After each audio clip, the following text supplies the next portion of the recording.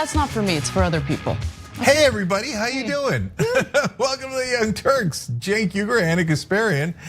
This show, on the other hand, is for everyone. Okay, so is it? Well, come and find out. Okay, so although we're cheery, yes, we have war updates, but some of them are good. And then we've got other news where we make fun of right-wingers. And some of that is good, by the way. Some good news on people being put away that are bad guys. Ooh. Okay, so that's later in the program. Forward. All right, let's get to our first story. We're banning all imports of Russian oil and gas and energy. That means Russian oil will no longer be acceptable at US ports, and the American people will deal another powerful blow to Putin's war machine. President Joe Biden announced that the United States will be banning imports of Russian oil. This, of course, goes in addition to the sanctions that have been implemented against Russia.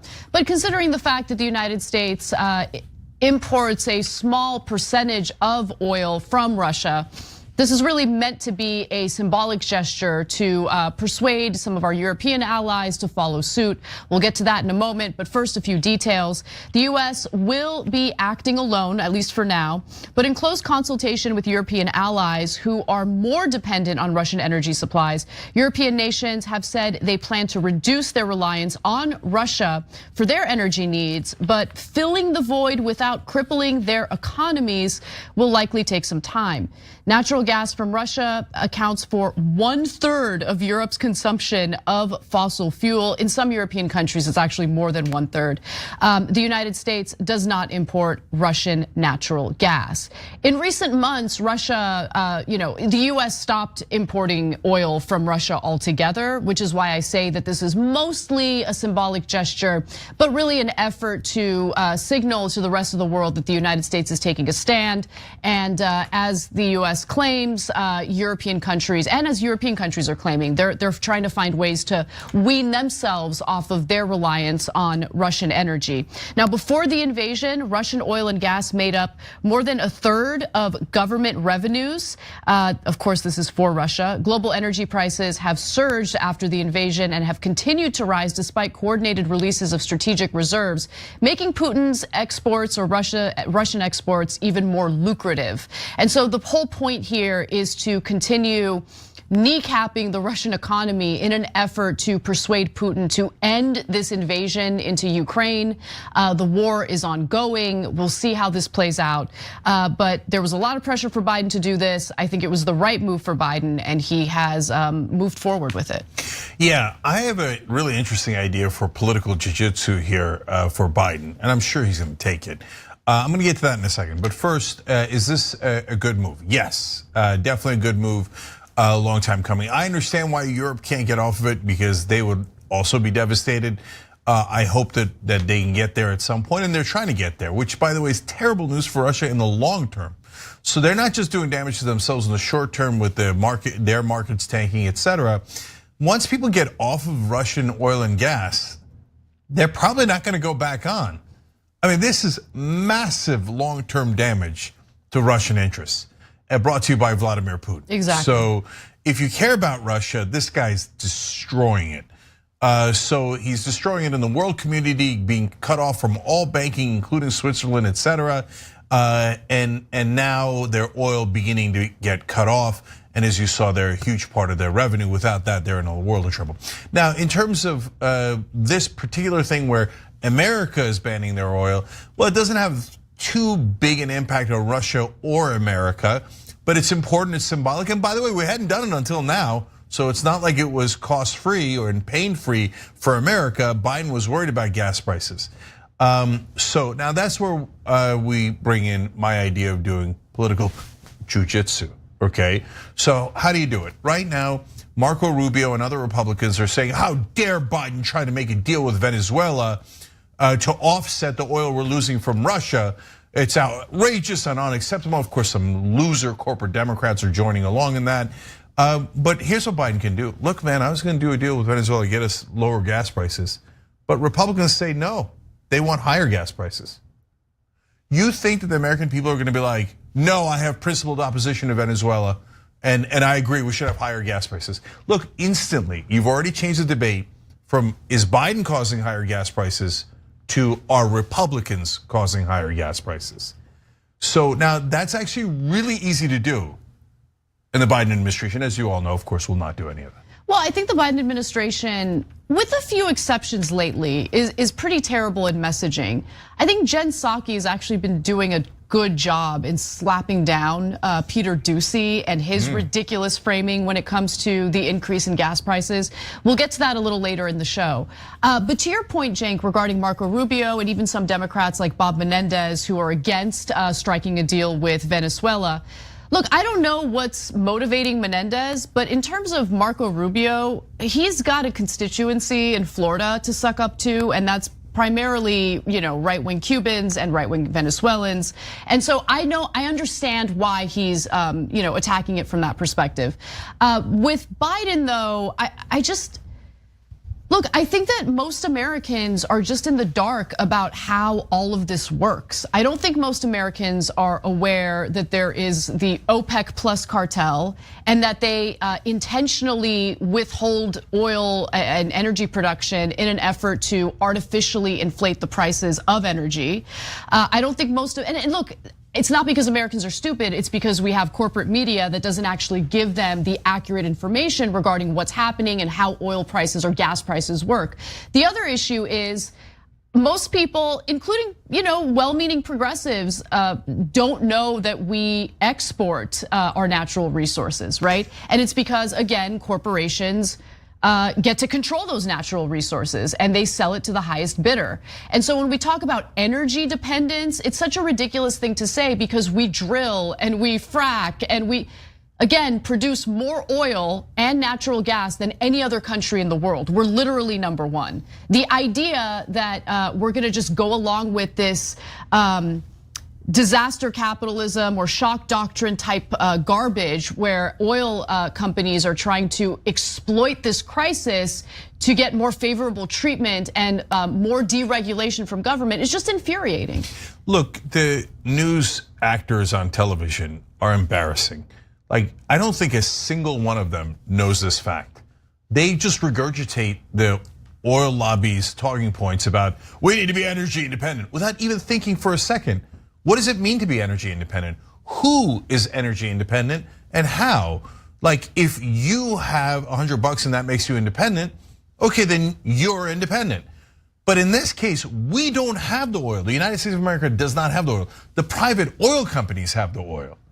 So they're selling it all across the world. So what are you saying? I mean, they're literally crying on MSNBC today, going, oh, we have to drill more. Why are we not energy independent? I'm not talking about Fox News or CNN. On MSNBC, they're crying about how they need more oil. But who gets the oil? We don't get the oil. The American people don't get the oil. The oil companies get it and they sell it to the highest bidder. Do you not know anything? These are the best news people in America. They never once talk about who actually gets the oil and where does it go. So if you guys want energy independence, you could do it today. You wouldn't like it because then the president would say, okay, if you're taking the oil or the gas from America, it's America's natural resources, you're not allowed to sell it abroad. Boom, there, we're energy independent, I solved it. You guys want that? No, then MSNBC and CNN, etc., anchors will be crying about, oh, socialism, how could they do this? The beloved profits of the oil companies, they have been endangered. I mean, Bernie had a tweet, I lost track of it a little while earlier, but the profits that the top 6 oil companies have made in the last 5 years is gargantuan in the tens of billions of dollars. You're worried about gas prices? Great, no problem. Let's tell the oil companies they're not allowed to charge extra. They'll still make billions in profits, but they're not allowed to price gouge during this crisis. You want to do that? Yeah. No, all of a sudden, no. The profits of our beloved oil companies. Oh, that's what I thought. So why don't you actually tell people the truth? Okay, it's one thing for the politicians to lie because they're getting bribed by oil companies. It's obvious that the oil companies are gonna lie about it, but why are the people that are supposedly in media and the press and journalists lying about this? I'll tell you why. Just today, one of our viewers sent me the NPR broadcast, which opens with an ad from BP. So if your advertisers, if your funders, if a source of revenue for your programming comes from oil companies, fossil fuel companies, there's certain information that you might withhold from the audience. And so that's what I'm saying when I indicate that most Americans don't know about how OPEC intentionally manipulates prices. Most Americans don't know about the fact that a lot of these natural resources get exported. Most Americans don't know that Joe Biden unilaterally, without any involvement from Congress, can do an executive order banning these oil companies from exporting these natural resources to other countries at this time of emergency. But he's unwilling to do it so far from what we've seen. Isn't it amazing that not a single show on cable news is talking about what is obviously true? You all know that oil companies are private, they're not public. You all know that the oil and the gas comes from America, but goes to the oil companies. You all know this, but they never put it together. They just say, oh, energy independence, and there's nothing we could do. And they never tell you about the profits of the oil companies. They never tell you that there are solutions, but that the politicians would not be willing to do it. Those news anchors would not be in favor of it. They never tell you any of that. Not one show is allowed to say it on television. Isn't that amazing? No, we don't have real media in this country. Everything is smoke and mirrors. Everything is marketing for corporate rule. So let's talk a little bit about this exchange between Peter Doocy and Jen Psaki. I actually want to reset for this because it's related to this story, but it goes to the point that we're trying to make here about the wrong framing and how oil companies are trying to exploit this crisis for their own personal gain.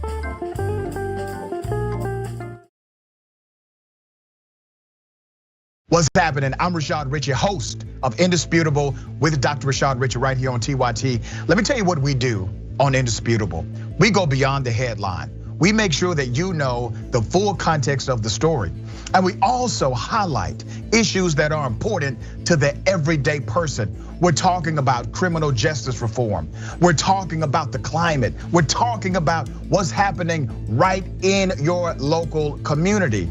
We also highlight very important issues that are affecting all of us, like the economy, jobs, and we engage in transparent debates with people who may not think like me. We're living in a current social atmosphere where opinions are represented as facts and lies are represented as truth. Make sure you tune in to Indisputable with Dr. Rashad Richey, Monday through Friday, 2:30 p.m. Eastern Time, 11:30 a.m. Pacific Time.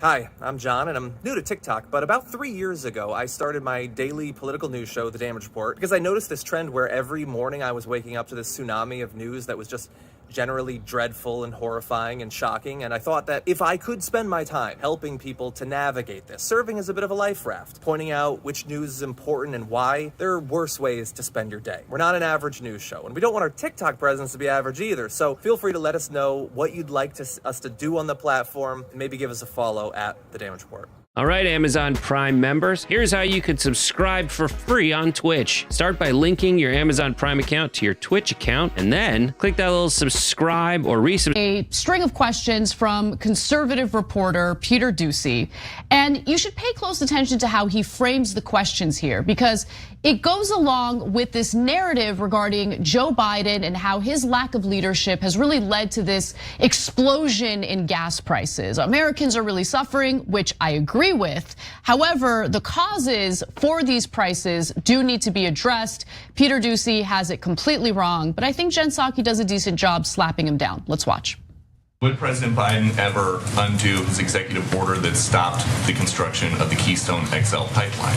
Are you suggesting that would solve the gas prices issue? Well, do you think that that would maybe affect prices faster than getting the whole country off of fossil fuels? I actually don't think it would. The Keystone was not an oil field, it's a pipeline. Yeah. Also, the oil is continuing to flow in just through other means. So it actually would have nothing to do with the current supply imbalance. So gas prices are approaching an all-time high per gallon. how high would they have to get before President Biden would say, I'm going to set aside my ambitious climate goals and just increase domestic oil production, get the producers to drill more here, and we can address the fossil fuel future later? Well, again, Peter, the US produced more oil this past year than in President Trump's first year. So she's right about that. And the fact that the oil companies have gotten all of these so-called journalists to repeat this line about the Keystone XL pipeline is infuriating, because what they're calling for here is the continuation of the construction of that pipeline, as if that would make a huge impact on, counterbalancing the increase in gas prices. We're seeing an increase in gas prices, yes, because of this war, because of the Russian invasion into Ukraine, but more importantly, because we are reliant on oil-producing countries that have, of course, a financial motive here to manipulate gas prices by lowering production of energy. And then if you want to talk about energy dependency here in the United States, as Psaki says, we're already the top country in terms of producing oil and natural gas, but it is not nationalized. It is not something that the federal government has much control over because it's privatized. It is owned by private corporations that seek to do what, Cenk? What do private corporations seek to do? Do they seek to do right by their consumers and customers by keeping gas prices low? Is that what they do? No, Anna, they are actually legally obligated to maximize profit, and they do a spectacular job of it. Yeah. And so I want to add one more last thing here. Look, corporate executives are smart enough. They they pay money into think tanks to create false experts that then go all over television and all over print papers, and no one ever explains that they've been bought by those corporate interests. Literally, their opinions have been purchased by, like for example, we did yesterday, Stephen Moore. He works at Freedom Works. That's paid for by Koch Industries. They're in the oil and gas business. So his opinions are purchased by Koch Industries, and no one ever clarifies that. So some people are smart. There's no question. They're manipulating things behind the scenes, and they're largely giant corporations. But the so-called reporters at the national level in this country, we just have to come to terms with they're painfully unintelligent. And it seems like, no, come on, they're on TV, they made it all the way there, there's got to be some substance, etc. Think about Ducey's question. So should we put aside the Biden's drive for renewable energies so that we can lower energy prices now? Wait, how would creating more energy, stopping the creation of more energy, help energy prices? It would hurt energy prices. Why would you randomly stop other sources of energy? What a weird, insane question to ask. But he's too stupid to even realize he's doing a corporate talking point. And he's just like, is it time to stop renewable energies so we can have more oil, so we can have lower prices? But why would that lead to lower oil prices? Do you have two brain cells in your head? Do they ever collide and form a thought? Or do they just feed you the corporate talking point, and like an absolute idiot, you go and embarrass yourself on national television? Do you think if we have less energy, we'll have lower prices? How? How would that work? Have you ever studied supply and demand ever in your life, you moron of morons? Yeah, I mean, clearly, not just the United States, but even the more liberal European Union is incredibly ill-prepared for the moment that we're experiencing right now because of the incredibly, I don't know, just like this aggressive and stubborn reliance on fossil fuels, right? We could have been better. We could have been further down the line in terms of having alternative renewable sources of energy to kind of offset what we're experiencing right now at the gas pump with rising energy prices and all of that. We're ill prepared. So but to your point about Ducey embarrassing himself, he embarrasses himself among people who know what's really going on, which, as I argued earlier in the show, which is a smaller group of people. No, Anna, you're absolutely right. Like the rest of the press corps, unfortunately, not that much brighter than him. I don't care if they have prestigious New York Times or NPR behind their name. Hey, why doesn't somebody raise their hand and go, hey, schmuck? I mean, you could do it in the form of a question to Psaki, but and you don't have to call them names. Just point out, wait, if the country had listened to progressives earlier, and we had we're now getting more of our energy from renewable energy, we would be less reliant on oil and gas, wouldn't we? Isn't that the most obvious thing in the world? Instead, they flipped the frame from, oh, now you see how we're hooked on oil and gas? That's why we should be more hooked on oil and gas. Yeah, it's crazy. It's unbelievable. Like here at TYT, we're trying to snap people out of their brainwashing. It's not just QAnon people. Mainstream media brainwash you into the most insane things. And by the way, Democrats suck at their jobs. Yes, Psaki did a decent job of answering that particular question. Decent, barely. But look at how you could flip the framing. Right now, they could be super aggressive and every day in the press briefing say, if we switch to renewable energies, we wouldn't have any of these issues. We told you, Democrats told you, we should have switched to renewable energies 10 years ago, and then we wouldn't have any of these problems. But Republicans didn't listen. This was all the Republicans' fault. Look at the gas prices. The Republicans did that to you because they refused to switch to more sustainable energy that Democrats pushed for. I mean, such an easy win. In fact, I mean, it's a perfect opportunity to point to the fact that Donald Trump, one of the first things that he did was implement higher tariffs for solar panels that were being imported into the United States. And look, the United States should be manufacturing its own solar power panels, let's be clear about that.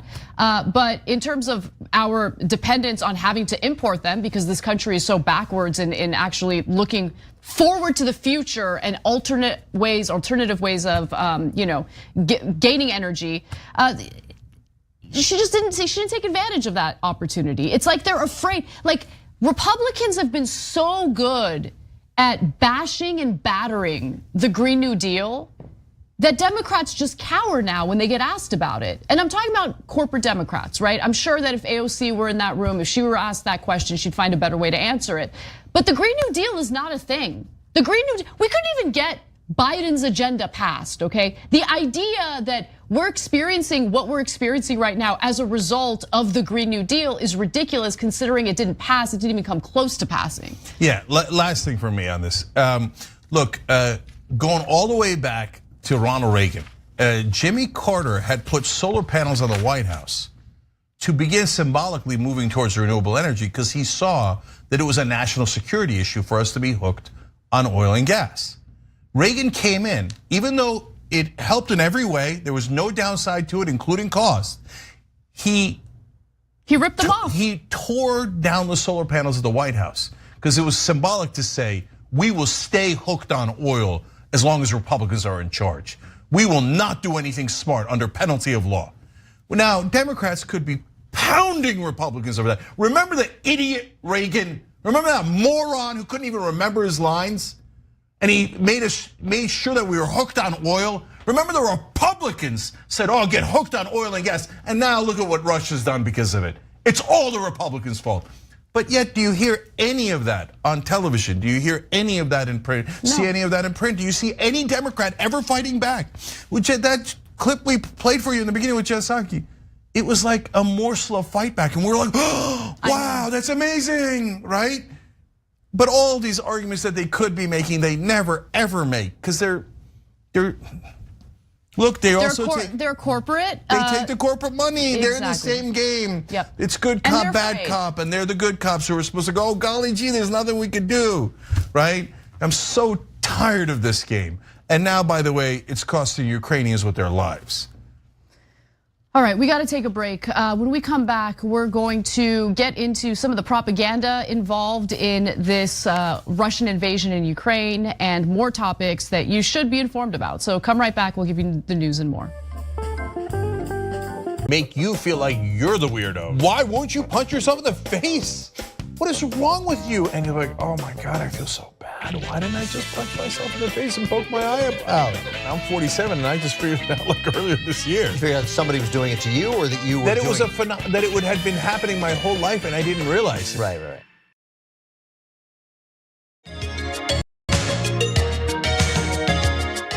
All right, back on TYT, Jen Canana with you guys, more news. All right, well, let's talk a little bit about the propaganda associated with this invasion into Ukraine. So there we go. All right, so Russian propaganda meant to justify Russia's illegal invasion into Ukraine is pretty much all over the place and really does conflict with what Putin claims to be an invasion meant to denazify Ukraine. The person you're seeing next to me is a religious leader in Russia, Patriarch Kirill, who apparently during a recent sermon argued that the reason why this is happening to Ukraine is because they're a little too friendly to the LGBTQ community. Yeah. The patriarch here, the head of the Russian Orthodox Church, during a sermon called Russia's military operation, which of course is an invasion, in Ukraine, a conflict over which side of God humanity will be on between Russia and Western countries that embrace more progressive values. He called attention to Ukraine's support of gay rights and the presence of gay pride parades. And this is according to the Moscow Times. Now, I do want to give you some quotes from his sermon because again, remember what Putin said. Putin claimed that he wanted to do this invasion to denazify the Ukrainian people, to liberate them from their oppressive government. Now, this religious leader said pride parades are designed to demonstrate that sin is one variation of human behavior. That's why in order to join the club of those countries, you have to have a gay pride parade. Yes, that is a that is a serious rule. You have to show the West that you are with us by having gay pride parades. It's written in a document somewhere. By the way, gay pride parades, nothing wrong with them, lots of fun. But let me give you more. He further says that the gay pride parades serve as like a loyalty test to the West. Further, he claimed that the breakaway regions of Ukraine at the heart of this current conflict, collectively known as Donbas, have fundamentally rejected such values. If humanity accepts that sin is not a violation of God's law, if humanity accepts that sin is a variation of human behavior, then human civilization will end there, he said. Whatever, dude, shut up. And in Donbas, he says, there is a rejection, okay, a fundamental rejection of the so-called values that are offered today by those who claim world power. We know that if people or countries reject these demands, they are not part of that world. They become strangers to it. Yeah. All right, so look, unfortunately, this has some chance of working, and I'll tell you why in a second. But first, let me go off on this guy. So there's nothing sinful about being gay. There just isn't. People are born that way, and if they're born that way, guess who made them that way? God made them that way. So you got a problem with it, take it out with God. Are you saying God made a mistake? Is that what you're saying? Orthodox religious leader? Is that what you're saying? That God's a screw up? What kind of an insult to God is that? Do they occur in nature? They clearly occur in nature. Clearly. Who created nature? God did. So don't tell me, no, you don't understand. So we think a rabbi wrote this 2,500 years ago when we didn't know anything at all. And we thought that the stars were little pinholes that God created in the sky to let the light of heaven through. And I'm still believing that nonsense, and I'm oppressing people with it. I'm killing people with it. I'm ruining their lives with it because I'm saying you're sinful. You're sinful for doing something that is 100% natural to you.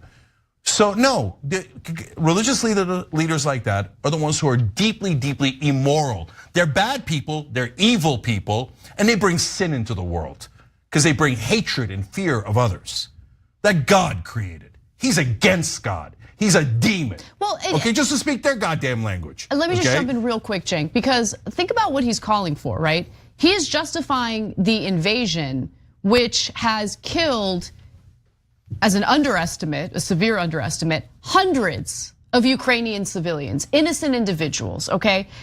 He is justifying that death. He is justifying the damage that's being done to this country, to these people. He's justifying all those family members who have died as a result of Russian airstrikes, of shelling, all of that.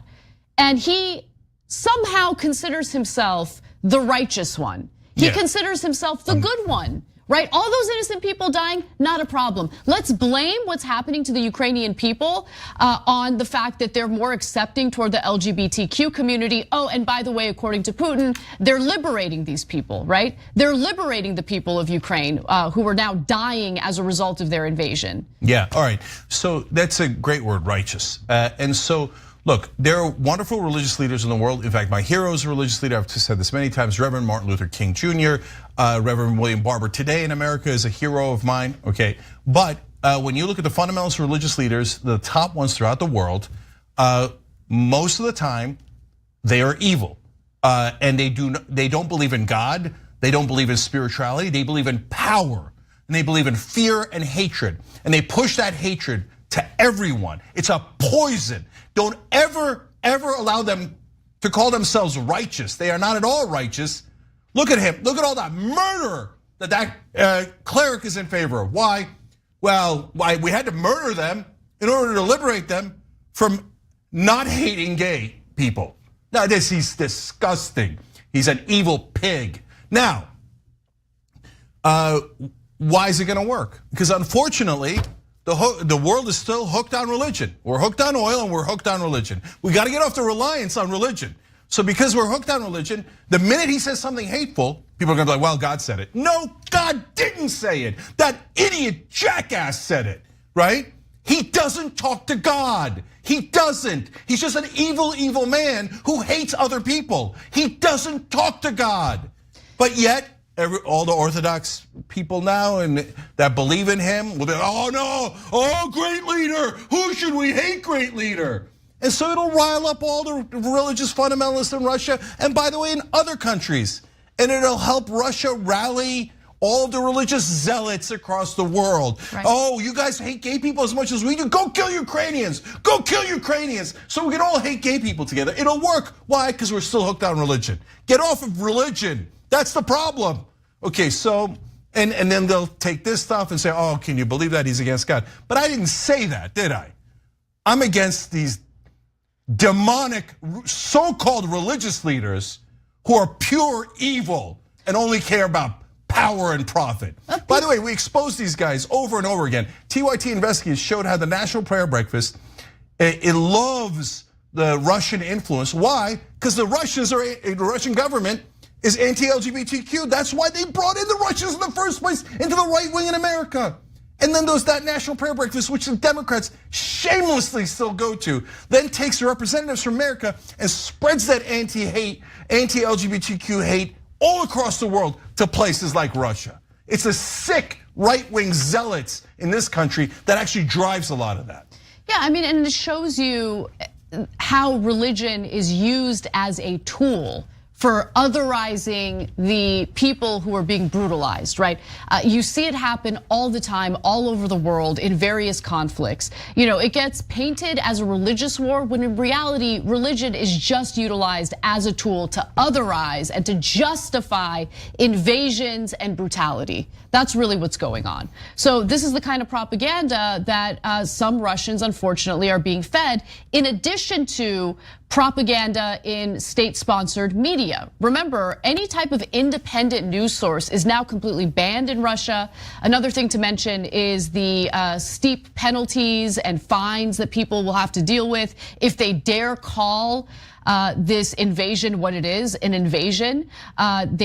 Journalists could face 15 years in prison if they call it an invasion. That's an example of the type of censorship that's currently going on in Russia. So when we talk about the protesters in Russia who really put a lot on the line to speak out and protest this war that's being waged by the Russian government, they're insanely courageous because of how much they have to lose, because of what they're likely to be met with. Brutality, prison time, just awful treatment by this authoritarian president who does not want the world to really know and doesn't want his own people to really know what's transpiring with this invasion.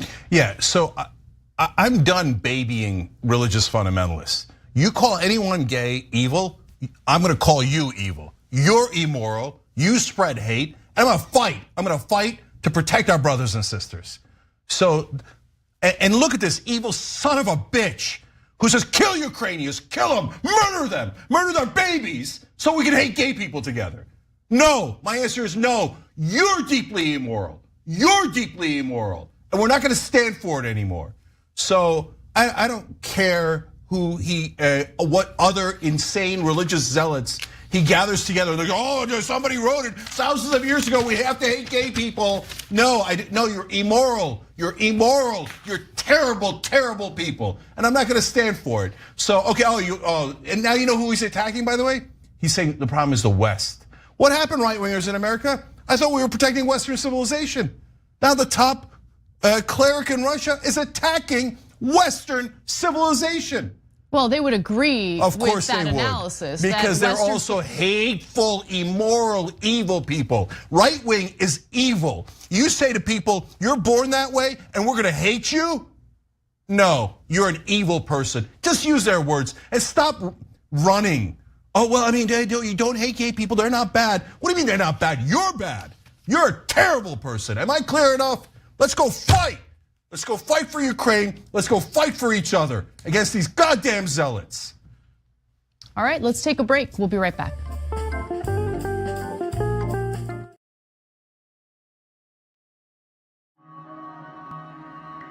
The concept of the Young Turks means the audience, they are the Young Turks. They are the go-getters. They are the ones making the emphatic change happen in their local community. The reality is that we've always, young and the not so young, we've always cared about news. But when you do not see the messengers of the news look like you, when they do not share your experiences, exposures, and environment, and there's a disconnect between you and the news. I lecture in mass communications. One thing I tell all of my students, there is no such thing as non-biased news. It never has been.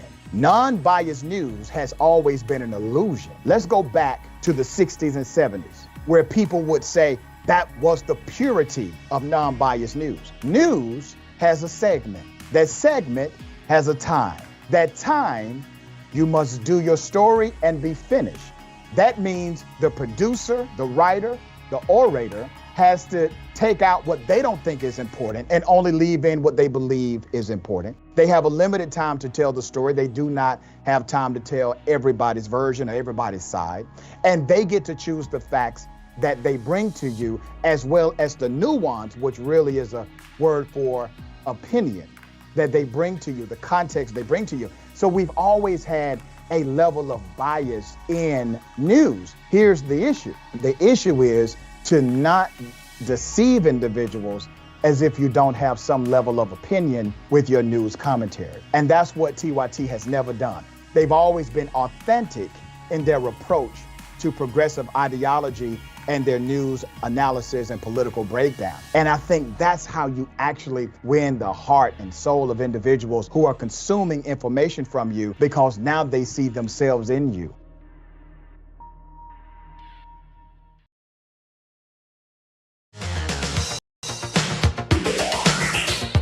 All right, back on TYT, Cenk and Anna with you guys. All right, Anna.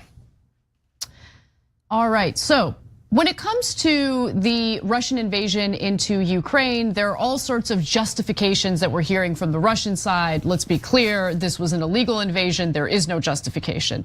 With that said, though, I wanted to address the claims of denazifying Ukraine, which is something that some leftists think that progressives are like running away from.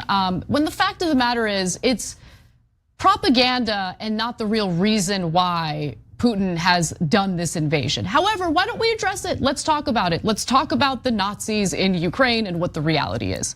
So Putin claims that he had no choice. He needed to do this illegal invasion into Ukraine to root out the Nazis and liberate the Ukrainian people.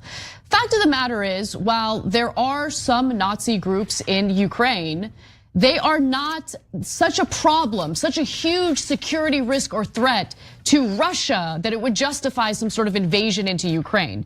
Now, when it comes to Ukraine's history with Nazis, I do think it's worth noting that during World War II, Ukraine was one of the countries where Jewish people were brutalized and murdered as a result of Nazis.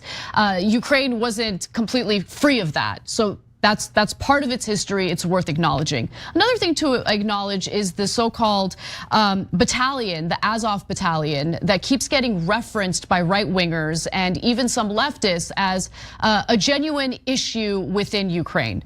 And the fact of the matter is, the Azov battalion wasn't even an issue until Putin decided to annex Crimea. This was a battalion that formed and really grew as a result of what Putin did with that annexation. But over the last 5 years, they've actually lost a lot of support within Ukraine, and their attempts to become a part of the Ukrainian government, a real influence within the Ukrainian government, has really failed. So bad faith actors, again, say that this is a real thing. In fact, the Azov battalion has been absorbed. This is one kernel of truth that's worth knowing. They've been absorbed within the Ukrainian National Guard. But it's similar to what we see in the United States military or within local police departments, where you have neo-Nazis, white nationalists, and all sorts of unsavory figures getting absorbed into legitimate law enforcement, right? So should we be invaded? I would argue no. I would argue the American people would not take kindly to another country invading our sovereign country with the excuse of rooting out Nazis within law enforcement. Can I just interrupt for one quick second on that? So we saw the Nazis march in Charlottesville, Virginia, and they chanted blood and soil and the Jews will not replace us. Then they killed someone, they attacked a synagogue. We saw all of that happen. So should we have, under that logic, attacked Virginia? And who should have attacked Virginia? Yeah, which country should invade us? Yeah, should it be Mexico that attacks Virginia because America has too many neo-Nazis in it? Or should it be North Carolina or Maryland that attacks Virginia because it has too many neo-Nazis in it? And one rhetorical trick that they do that you should be aware of, and it's particularly craven, is when you point out that every country has neo-Nazis and that's not a reason to invade it, they go, oh, are you defending neo-Nazis? No, that's absurd. We despise the Nazis. But under that logic, you would invade us. You wouldn't. There are neo-Nazis almost in every country. Should we go and invade Indonesia? It is such an obvious BS talking point directed to try to distract you from the actual violence and killing that the Russians are doing of the Ukrainians. Yeah, that's exactly right. So for anyone who refused to give any credibility to that argument, it's not because they're running away from having to address Nazi elements within Ukraine. It's because it was a BS excuse and a lie that Putin used to justify his illegal invasion into Ukraine. And let me just say, if you're a leftist and you're like, why isn't anyone talking about the Azov battalion? Why aren't you talking about the Azov battalion? We could talk about that, sure. But I do find it interesting that it's all about addressing that without, honestly, without being very clear about the fact that this is an invasion that should be condemned. It's an illegal invasion. That should be the starting point. The starting point should be, this is a BS piece of propaganda from Putin. It is not the reason why he's invading, and this invasion should be condemned. With that said, though, is there some truth to Nazi elements within Ukraine? Sure. I just find it super curious that people want to discuss that right now. But fine, we're discussing it. We're discussing it right now. Eastern Europe, overall, every Eastern European country has a problem with neo-Nazis, okay? But the question is, are they representative of the governments in these Eastern European countries? Are they controlling the policies, including the foreign policy coming from these Eastern European countries? Is this really a giant factor within the government of Ukraine? And the answer is unequivocally no, it is not. Now, while it got absorbed into the Ukrainian National Guard in order to fight Russian forces in eastern Ukraine, fact of the matter is they have no real political power. In fact, they got less than 3% of the vote in the latest parliamentary elections.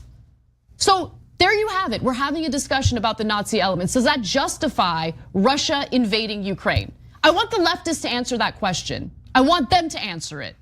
Yeah, I don't know if I guess they think they're leftists supporting brutal regimes as they murder Ukrainians. That's not at all left. That's an idiotic position to have. And so in this case, Idaho has a significant neo-Nazi camp inside of Idaho. And if you took the Nazi per capita percentage in Idaho versus Ukraine, I'm afraid what you would find. I'm afraid that Idaho might have a higher percentage. So are all of those so-called leftists and the right wing talking about how we have to invade Idaho and we have to kill the governor of Idaho who's a Republican and make sure we denazify Idaho? I'd like to denazify Idaho through ideology, through rational means, but invasion, are you meant to? Who's invading? Well, I mean, but in this case, you're trying to, of course, the ironic thing here is, in case you haven't figured it out, Putin is doing exactly what the Nazis did. Oh, well, we have Germans in the Sudetenland and in all over Europe, and we have to protect the ethnic Germans. It's literally what Putin is saying. He's saying the same exact thing. Take out the German, put in the Russian, and we had to cross the borders. We had to do it to protect the Russians and to protect the homeland.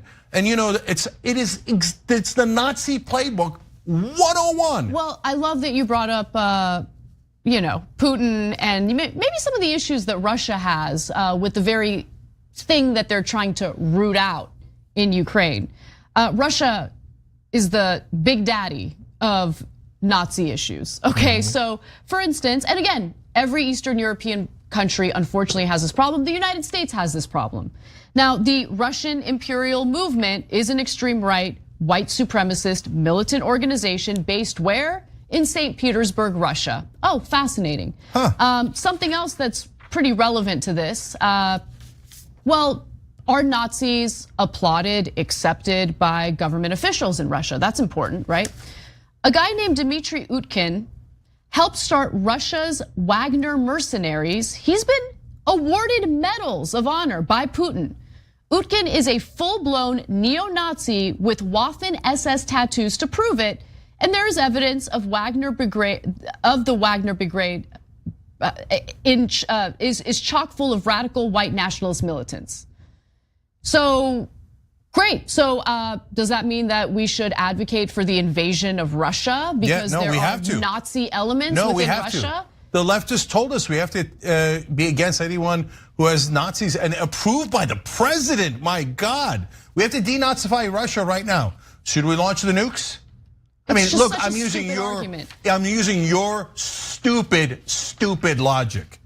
And so when you have a guy acting like the Nazis in Putin, and he gives medals to Nazis, and then you claim that maybe it's not such a bad thing that he invades because he's denazifying Ukraine. How do we denazify the Nazis? Which is what the Russian government is doing right now. And you want to cry a tear for the Russian government, I don't care. Go cry. Oh my God, the Young Turks, they won't kiss Russian ass. They won't kiss Putin's ass. Oh my God.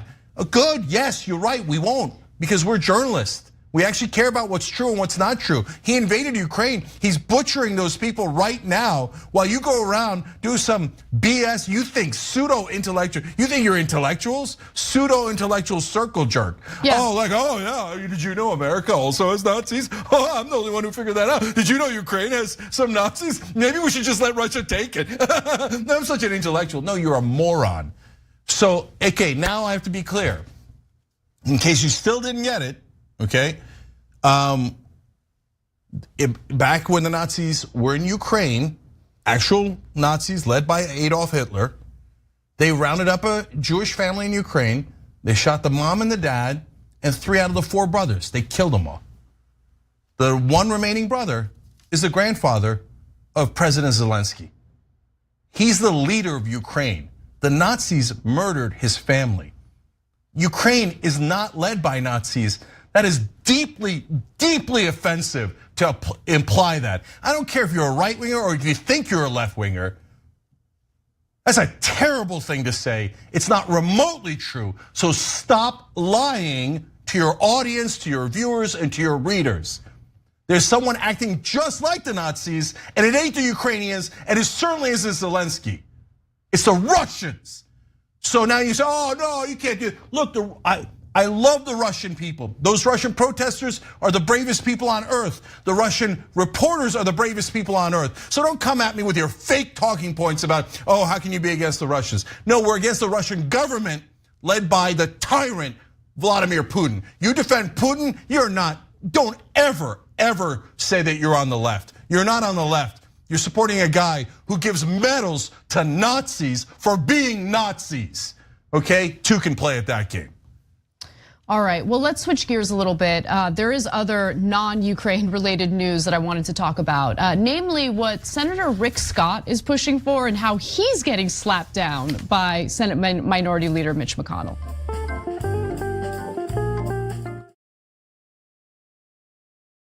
What's happening? I'm Richard, your host of Indisputable with Dr. Rashad Richard right here on TYT. Let me tell you what we do on Indisputable. We go beyond the headline. We make sure that you know the full context of the story. And we also highlight issues that are important to the everyday person. We're talking about criminal justice reform. We're talking about the climate. We're talking about what's happening right in your local community. We also highlight very important issues that are affecting all of us, like the economy, jobs, and we engage in transparent debates with people who may not think like me. We're living in a current social atmosphere where opinions are represented as facts and lies are represented as truth. Make sure you tune in to Indisputable with Dr. Rashad Richey, Monday through Friday, 2:30 p.m. Eastern Time, 11:30 a.m. Pacific Time. Hi, I'm John, and I'm new to TikTok, but about 3 years ago, I started my daily political news show, The Damage Report, because I noticed this trend where every morning I was waking up to this tsunami of news that was just generally dreadful and horrifying and shocking, and I thought that if I could spend my time helping people to navigate this, serving as a bit of a life raft, pointing out which news is important and why, there are worse ways to spend your day. We're not an average news show, and we don't want our TikTok presence to be average either, so feel free to let us know what you'd like us to do on the platform, and maybe give us a follow at The Damage Report. All right, Amazon Prime members, here's how you can subscribe for free on Twitch. Start by linking your Amazon Prime account to your Twitch account, and then click that little subscribe or resubscribe button below the stream on Twitch. Scroll down and select the subscribe free with Prime button, and then you're finished. Close out immediately and share your little subscription alert with the chat. Send a cute message along with it, and bathe in the sweet, twitchy, Bezos-funded love. Hashtag Bezos Bucks.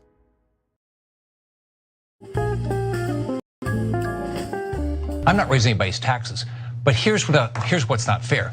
We have hardworking Americans, they're paying all these taxes, our retirees pay them. Who's not? We've got some billionaires not paying it. And we got people that want free government stuff and they don't want to have any skin in the game. I mean, that's not fair. If people pay like even $100 in taxes a year, $10, at least you know that's what it is, paying taxes, right. And you don't want people to get bankrupt, obviously.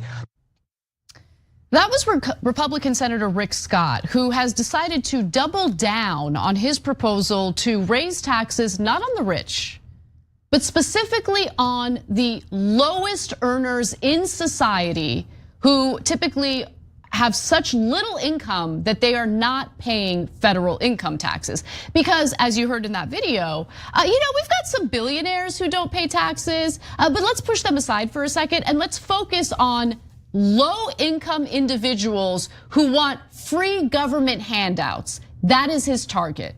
Now, what's fascinating about this story is the fact that he has chosen to double down on this insane policy of targeting low-income Americans when he got slapped down by a member of his own party, specifically Senator Mitch McConnell, the Senate Minority Leader. Now, before we get to his response to it, I think it's worth giving you a little more context about what Rick Scott is trying to do here. Last month, Scott unveiled a plan that stipulated that, quote, all Americans should pay some income tax to have skin in the game, even if it is a small amount. Currently, over half of Americans pay no income tax. And look, they have been public enemy number one for the Republican Party. Mitt Romney really got into hot water back during the 2012 presidential elections when he decided to attack the 47% of Americans who pay nothing in federal income taxes. Turns out targeting the poor is not really a popular political strategy, even among Republican voters. Now, when asked on Fox News if Rick Scott wanted to raise taxes on most Americans last month, Scott straight up lied by saying his plan would not do that. He received no pushback from host Sean Hannity. And as you could see in the video we showed you earlier, he also received no pushback from Laura Ingraham when he opened by saying that he's not trying to raise taxes on anybody. He's trying to raise taxes on the most vulnerable people in the country. Now, again, Rick Scott's proposal is so toxic that even people like Senate Minority Leader Mitch McConnell have slapped it down and done so publicly.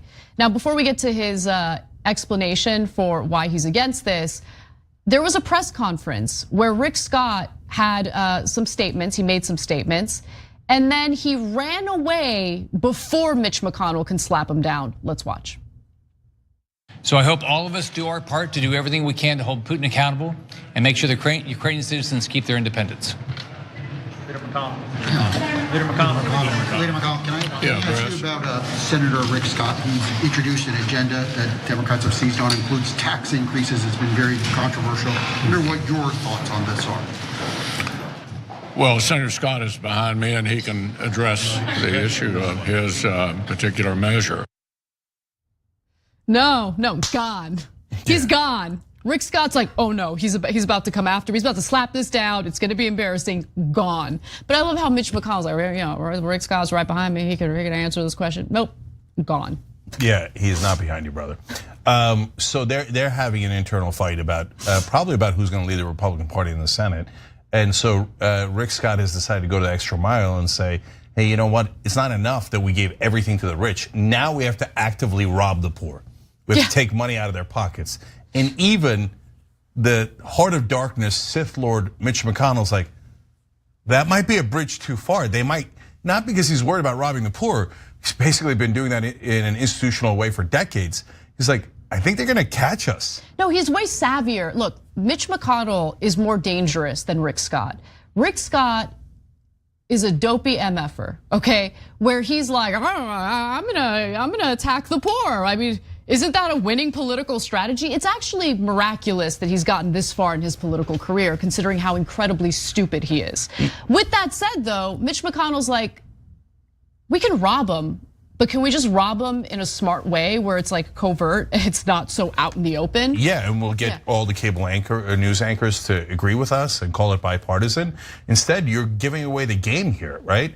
And so look, to be fair to Rick Scott, he's a blunt instrument and it's worked throughout his life. So when he was the CEO of Columbia HCA, they did the largest Medicare and Medicaid fraud in American history. They were convicted for it. They had to pay a $1.7 billion fine, which means that they actually made more than that. And you could tell they made more than that because they paid Rick Scott, the criminal who did that largest fraud in American history, they paid him $300 million. So Rick Scott, to be fair to him, says, look, I robbed American taxpayers. Literally, I did the largest robbery of the American taxpayer that the country had ever seen at that point. And I got paid $300 million for it. There was no consequences. I just became stinking rich. Yep. And because there's no rule of law, the rich can do anything in America. And then he said, on top of that, I ran for governor twice, I ran for the Senate, and these idiot Democrats couldn't beat me. I'm one of the biggest criminals in American history, and the Democrats had no chance of beating me. I beat them silly each time. Every time I see Rick Scott, by the way, I think that's a walking poster for the failure of the Democratic Party. I mean, they could. How do you not find an effective way of messaging to the American people that this man committed this, he just stole. He stole from US taxpayers. Like, how do you not make that abundantly clear to voters? They're terrible at all of this. So to be fair to Rick Scott, he might be right. He might be telling McConnell, you're being too subtle. Just go, steal the goddamn money, put it in our pockets. I've done it before. That's how I got to be I think he's the richest guy in the Senate. Oh my God. So look at that lower third, out with the old, in with the new. Oh. It's amazing. Let me just explain to you guys what the new strategy actually is among the Republicans. It's a lie, but it's the, phony right-wing populism. The rhetoric implying that they understand the economic frustrations that Americans are feeling, but their solutions are basically to continue doing what they've been doing when it comes to their economic policy, but really doubling down on the ethno-nationalism, right? Ensuring that we close our borders, don't allow any person of color to come in. That's really what their solutions are. I mean, just listen to Tucker Carlson. I think he's pretty transparent about that. Now, with that said, after Rick Scott had run away, Minority Leader Mitch McConnell did decide to slap down the policy that's being proposed by Rick Scott. And pay close attention to what he says here, because it goes beyond raising taxes on low-income earners. Let's watch. And let me tell you what would not be a part of our agenda. We will not have as part of our agenda a bill that raises taxes on half of the American people and sunsets Social Security and Medicare within 5 years. That will not be part of a Republican Senate majority agenda. I love the people behind Mitch McConnell, because as he says that, there's a lot of like, really? Are you really saying this? Because he doesn't, look, Mitch McConnell would love nothing more than to allow for Social Security and Medicare to essentially go away, to sunset. And the way that happens is by ensuring that you cut the funding to those programs, by refusing to rework our tax system to ensure that wealthy people pay their fair share. Remember, Rick Scott is not focusing on the billionaires who are evading their taxes. He's focusing on the large percent of Americans who live paycheck to paycheck, who are below the poverty line, who don't pay federal income tax because they don't have the means to pay federal income tax. That's who they're targeting. So if you don't fix the injustice within our tax system and ensure that the tax evaders at the very top pay their taxes, what happens to the social spending programs that we do have? Now this is sick, man. I don't know how long we can continue this without some sort of rebellion, because the Republicans just did a $2 trillion tax cut for the richest people in the country when Trump was in office. Now they're turning around and half of them are saying, since we lost all that revenue because we let the rich take everything, let's just get it from the bottom 50%. It's insane. Let's just hit them again and again and again. Let's take every dollar that they have and give it to the rich. That's who the Republican Party is, while they claim to be populist. What a joke! A party of the rich, by the rich, for the rich. Rick Scott is a perfect model for them. A guy who robbed American taxpayers to get his ill-begotten gains and is now celebrated by Republicans as he attacks the poor and the middle class in this country. But as I see that, if Trump is ascended, Rick Scott will probably be the next leader of the Republicans in the Senate, and that'll be the end of Mitch McConnell. They'll say you were too subtle in your robbery. Just go through the front doors, rob all the money. They're not gonna do a goddamn thing about it. Besides which, all of the media is in our back pocket. They'll tell them, oh, don't worry, the stock market's going up, the economy's doing great. All right, we are gonna take a break. When we come back, we've got more news for you, including an update on the Capitol rioters. Turns out that the first person charged in the Capitol riots has been found guilty of all counts. We'll give you the details on that and more when we come back.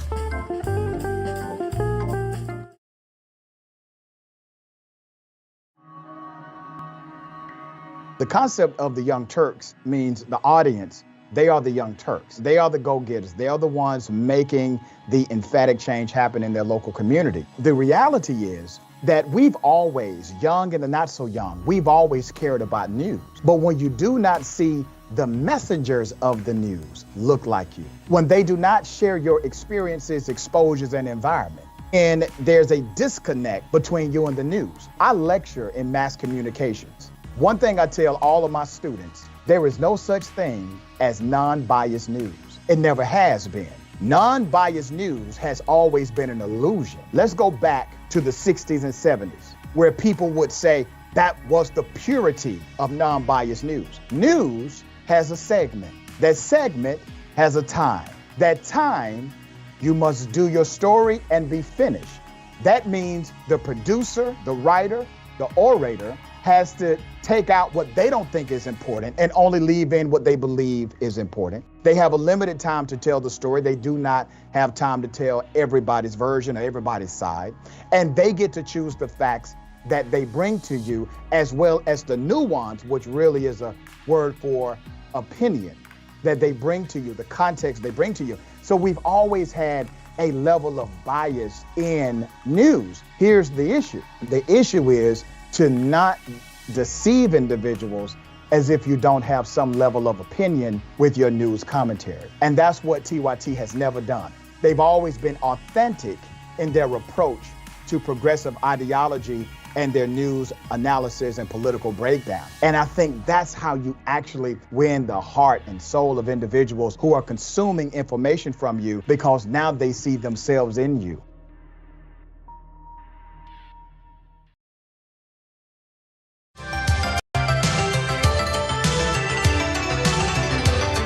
Back on TYT, Jen Canano with you guys. More news. A new Inspector General report looks into how the DHS essentially dropped the ball when it came to collecting and sharing intel prior to the January 6th riots. So this is really telling because it shows the lack of professionalism, the lack of training, and the lack of experience within the group of people who were tasked with essentially keeping people safe before this whole riot took place. Now, the DHS Office of Inspector General found that 3 different divisions within the Trump-era DHS Office of Intelligence and Analysis had either collected intelligence or identified potential violent threats and did not release that information in reports outside the department prior to January 6th. Instead, emailing threat information to local DC partners before the attack in a way that was not as widely disseminated as its usual intelligence products. Now, this had some serious consequences. Because of the lapse in information sharing, DHS was unable to provide its many state, local, and federal partners with timely, actionable, and predictive intelligence. And this, again, is according to that Inspector General report. Now, the watchdog group also found 3 main reasons for this issue. So they found that within the open source collection operations branch, for instance, staff collected threat information but did not produce any actionable information. This was in part because of inexperienced collectors that did not receive adequate training, according to the IG. So I'm gonna get into the details of that in just a second, but just a few quick bullet points for you. They found, again, the inadequate training, that's a huge problem. A lack of understanding about the guidelines for its reporting, and also hesitancy to report following scrutiny that they received over their handling of the Portland protests that took place in 2020. To me, that was the most interesting part of this report, okay? They felt beaten and battered by the criticism they received as a result of what happened in Portland in 2020. That they were like they were terrified to do their jobs, and they were terrified to share intel that they felt might be interpreted as hyperbole, okay? Collectors in that office described feeling hesitancy after criticism of the way the office handled intelligence during the protests in Portland, Oregon in the summer of 2020. An earlier DHS review found that the Intel office had gathered and disseminated intelligence on US journalists there. Okay, let's just pause for a second. Let's pause for a second. Yeah, targeting journalists is wrong, okay? You're not keeping communities safe. You're not keeping American citizens safe by collecting intel on journalists who are there doing their jobs to cover the protests. It's like, oh my God, oh, we're so scared. We got criticism for doing something obviously stupid. And as a result of that, we're now afraid to do our jobs. Like, these people, all of them, they should be fired. Go. You're not supposed to be doing this job. It's not right for you. So if, for example, they're like, well, we got intelligence that Andy Ngo is gonna show up and he's right wing and it's questionable whether he's a journalist, but we got criticism in Portland for being too tough on journalists or whatever. So we're not sure what to do. Well, okay, I don't love it, but I understand it, right? But no, in this case, it wasn't like right wing journalists or anything like that. It was avowed militia members who have been known to be advocating violence on that day against government officials. That's like the very core of your job. It doesn't have anything to do with journalists, and it isn't close. So you can say, with the benefit of hindsight, it's easier to see that. There's some truth to that, because they were like, yeah, but they're not gonna breach the Capitol. That's crazy, right? They thought it was just so outlandish. Except it's your job to report what they're saying. Right. And they're saying that they're gonna try to breach the Capitol. The Capitol Police should probably know about that. It's not your job to interpret the validity of what these people are planning to do. It is your job to compile that report and share that report to let the relevant people know that, hey, this is something that could potentially happen. So in case it does happen, be prepared.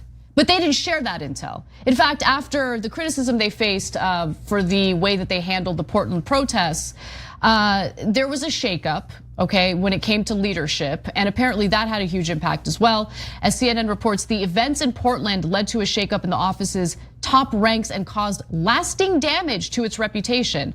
The office has not had a Senate-confirmed leader since May of 2020.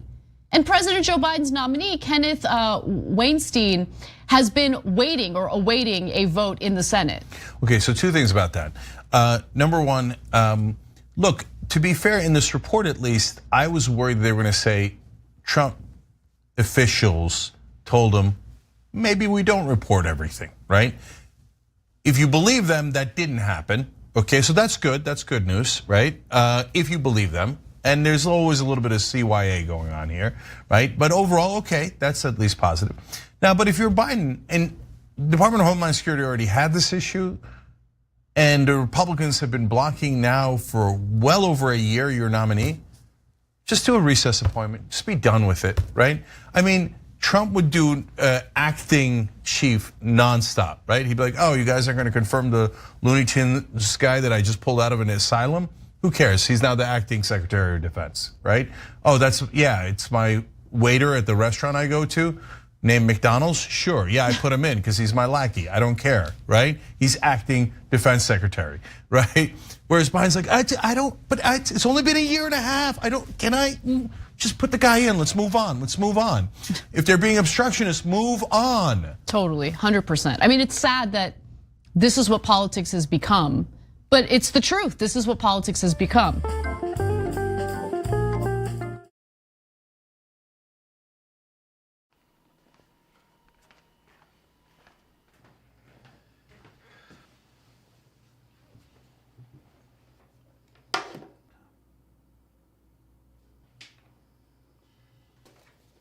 Welcome to the Damage Report. I'm John Idarola. This is gonna be a big one. Meanwhile, in the Arctic, you know where this is going. You watch the Damage Report, the Arctic's on fire. Obviously, why would we be talking about the Arctic except to tell you that it's melting once again? The Republicans aren't that interested in it. I wonder why. Lift out of poverty up to 3.7 million people, including an estimated 1.3 million children. Hashtag save the children? Not if it costs money. I mean, come on. What's happening? I'm Dr. Rashad Richey, host of Indisputable with Dr. Rashad Richey. Here's the bottom line. I play no games about policy, period. Too many people's lives are at stake. So here's what I do. I challenge conservative ideology that hinders the growth of this country. I make sure we place our facts in proper context, and I have no problem debating anyone on a position that I have. Progressives have the ideas to change the world, but when you really look at it, progressives have always change this world for the better. I want you to tune into my new show, Indisputable with Dr. Rashad Richey, right here on the TYT network, 2:30 p.m. Eastern time, 11:30 a.m. Pacific time. I'll see you there. Everything that we've accomplished over the years is because of our members who've allowed us to remain independent of corporate interests and reach 20 million followers. Now is the time to bring as many people into the progressive movement as possible. We're inviting you to be the change and help bring a community-powered progressive change machine to life. Details are at tyt.com/change. If you're a member, thank you. We need you to remain so. If you're one of the thousands of viewers out there who's not a member yet, the time has come for you to join now. We need you more than ever. tyt.com/change. Now, I want to give you some specific examples of the intel that they had, but refused to share. So in one case, On January 2nd, after a collector learned that individuals online were sharing a map of the US Capitol building, he messaged his colleagues saying he thought people would, quote, try and hurt politicians, the report says. 2 employees discussed a possible employee surge to respond to the escalating threats, but they did not discuss issuing an intelligence product, meaning they didn't communicate this with the appropriate people. Okay, there's another example. On the same day, 2 collectors discussed online comments threatening to hang Democrats in Washington, D.C., but did not think the comments met the reporting threshold. Because threatening to hang politicians doesn't necessarily meet the reporting threshold. Jesus, what's the reporting threshold? Yeah. Like literally, I can't imagine anything worse in Washington than we are planning to execute politicians. How is that, and especially if you're in the government, how does that not cross the threshold? Jesus, what would? One of the reports intercepted messages saying that they were going to drag out Nancy Pelosi by her hair, and they were hoping that she hit her head on every step on the way down. Does that meet the threshold? No, it didn't cross the threshold. What the hell would? If that doesn't meet the threshold. And remember, guys, they were chanting about hanging the politicians as they broke into the building, including most famously, hang Mike Pence. They meant it. The thing that stands out to me about this report is, while Americans, I think for the most part, believe that, listen, we have a competent bureaucracy, they're gonna take, they're not competent. Like, these people are not competent. If you don't think that that meets the reporting threshold, you're insane, or maybe you're not insane. Maybe you're just not a good fit for this kind of position. Okay, when people are threatening specific, detailed violence against government officials in an effort to overturn the results of the election, I would argue you should probably let people know. You should write that report and ensure that that intel gets to the right individual, so people are prepared just in case individuals try to carry that out. Look, Anna, I know it's apples and oranges, but at the same time, look, in the Tamir Rice case, they thought that a 12-year-old kid was enough of a threat to shoot him and kill him within 2 seconds. Those are different government officials. They were cops in the Cleveland area, right? But that was enough that crossed their threshold, and they killed the kid, right? They didn't ask him any questions, they just killed him on the spot. But we're gonna murder politicians in Washington, D.C. We're gonna drag them by the hair, we're gonna hang them, and we're part of a militia that's been training for this for years. That didn't meet the threshold. They didn't think that that was much of a threat. So we see the government treating black people as a threat nonstop in this country for the smallest little things. Instantly it's over the threshold and they take the life, they end their life. Here, they didn't even report that there was a threat. Yeah. Because, it's beloved right-wing militia people. Look, I'm not saying, I don't know the politics of those guys. It might have been just that they were scared bureaucrats. Yes, I think it's more that, honestly. But Anna, there is also just the general assumption in Washington that, be careful around the right wing. Be careful around them. Yeah, right? I mean, look, they have more power. You report it in, you could get in a lot of trouble. You said that those guys were gonna hang politicians. They didn't hang politicians. You're crazy, that's it, you're all fired, right? And there's even more blowback. Oh my God, you're on Fox News. That's why they get scared. They do get scared, and a good example of that is what happened to this small group of people working in DHS tasked with investigating right-wing extremism in America during the Obama administration. Right-wingers cried and cried and cried about that, and Obama pushed to dismantle that division within the Department of Homeland Security. That was a disastrous decision. We now see where we're at in this country, where you have, right-wing groups carrying out acts of violence. This is the biggest example, but we've seen other examples across the country. One final excerpt from the report that I want to read to you, because again, I think this just goes to the heart of the problem here. It says, overall, open source collectors explained to us that they did not think storming the US Capitol was possible, and therefore they dismissed this specific type of threat as hyperbole. And right now, a lot of people are dismissing the idea that the Republicans would take over and then that they would rig the next election, just like Donald Trump tried to do in 2020. He tried very, very, very hard to rig the election and end our democracy. Yet people are still walking around like, oh no, maybe we vote Republican. Oh, it's a threat is a hyperbole.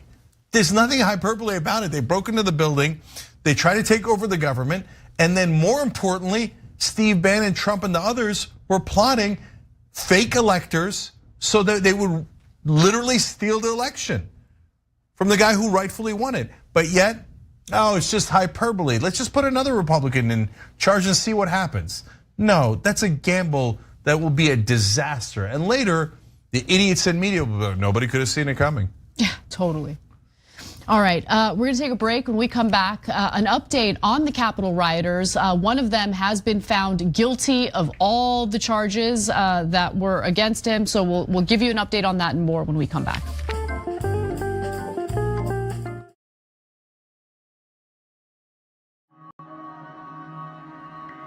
The concept of the Young Turks means the audience, they are the Young Turks. They are the go-getters. They are the ones making the emphatic change happen in their local community. The reality is that we've always, young and the not so young, we've always cared about news. But when you do not see the messengers of the news look like you, when they do not share your experiences, exposures, and environment, and there's a disconnect between you and the news. I lecture in mass communications. One thing I tell all of my students, there is no such thing as non-biased news.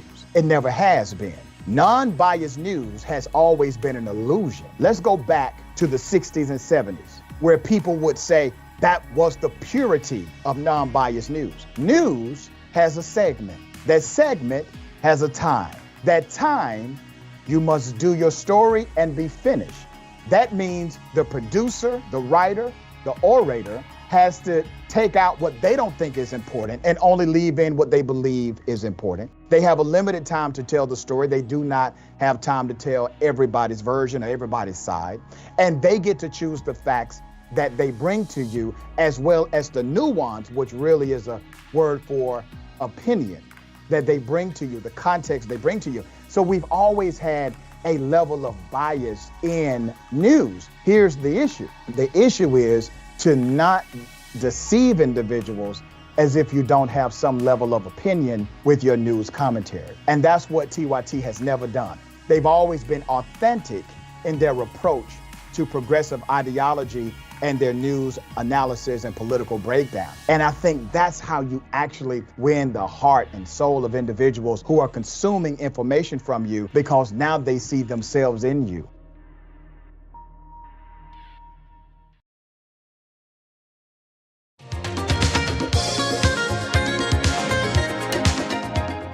All right, back on TYT, Cenk and Anna with you guys. A lot more news. All right. The first individual who was charged in connection to the Capitol riots has been found guilty of all charges.